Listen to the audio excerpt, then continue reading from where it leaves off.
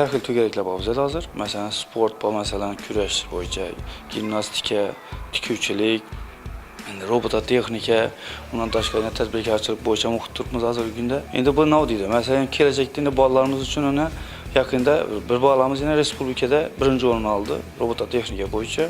Shu bo'yicha Xitoyga borib keldi. Bu deyamiz, masalan, Xitoyda masalan kelajakda bir narsalar o'rganadi bu yerga borib. Shunda shu malaka oshirdi.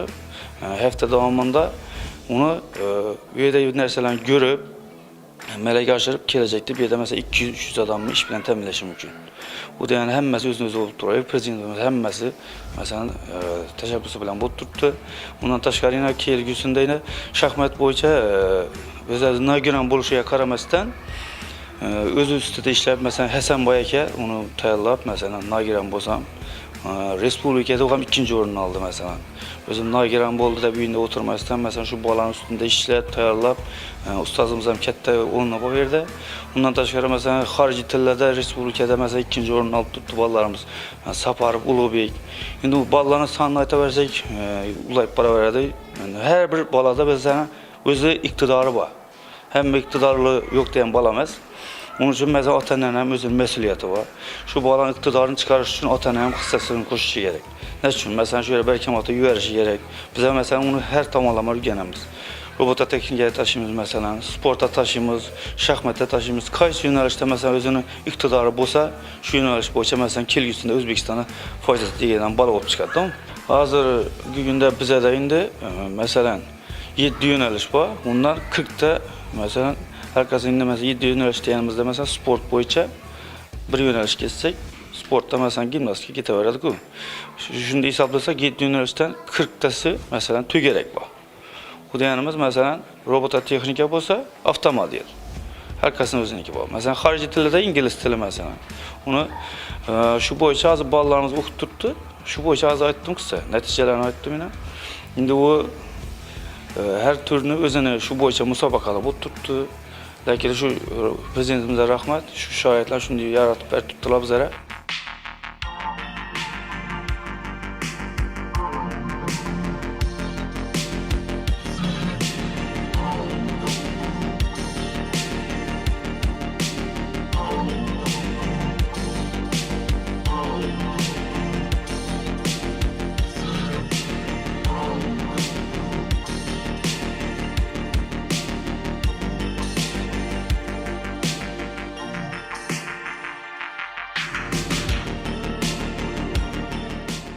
Hozirgi kunda 50 nafar o'quvchimizga dars berib kelmoqdaman. Hozirgi kunda o'quvchilarimizni yanada ularni robototexnikaga bo'lgan qiziqishlarini yanada oshirib kelmoqdaman.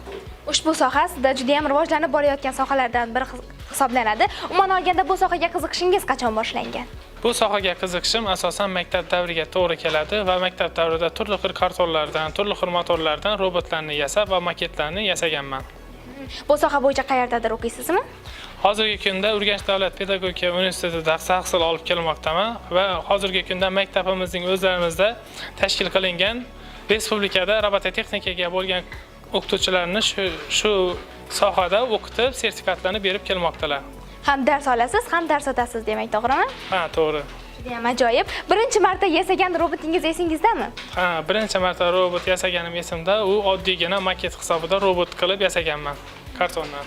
O'sha paytlar qanday qiyinchiliklarga duch kelgansiz? Asosan rasmiy olishda, o'lchamlarida hamda ularni bir-biriga biriktirish mobaynida korpus qismini yasashda ozgina qiyinchiliklarga to'g'ri kelgan. O'quvchilaringiz bilan suhbatlashish jarayonida guvoh bo'ldikki, ular turli xil robotlarda va turli xil dasturlar asosida chiroyli robotlarni yasab kelishmoqda. Umuman olganda o'zingiz loyihalarni qayerdan olasiz? Asosan g'oyalarni tabiatga bo'lgan zararli bo'ladigan mahsulotlarni zararsiz qilib yasashda biz robotlarni shunday qilib yasaymiz hamda ularni kelajakda bir insonga bir naf tegadigan qilib yasashga harakat qilamiz g'oyalarni. Ko'proq shunga tayanib robotlarni yasaymiz. Bugungi kunda o'zingiz uchun eng foydali hisoblagan robotingiz qaysi robot hisoblanadi? Asosan hozirgi kunda Abbosbek degan o'quvchimiz bor. Hozirgi kunda shu o'quvchimiz bilan shunday g'oya suryapmiz. Shu asosan bu g'oyamiz tabiatga bo'lgan.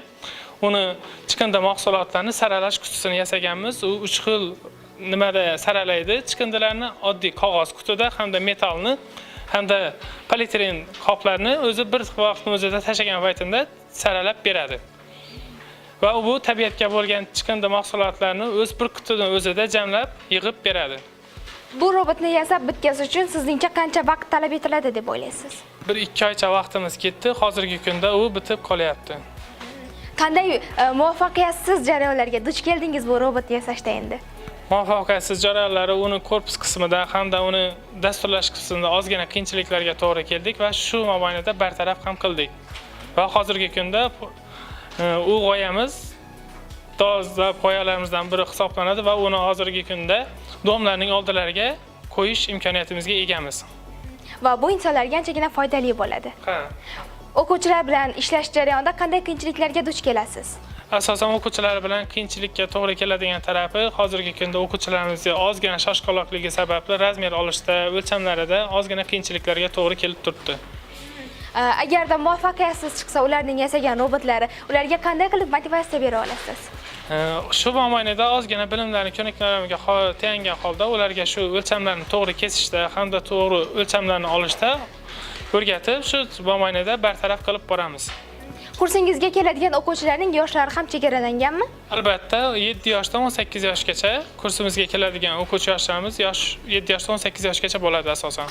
Demak, bu yerda turli xil yoshdagi o'quvchilar ishtirok etishadi. Ha, albatta.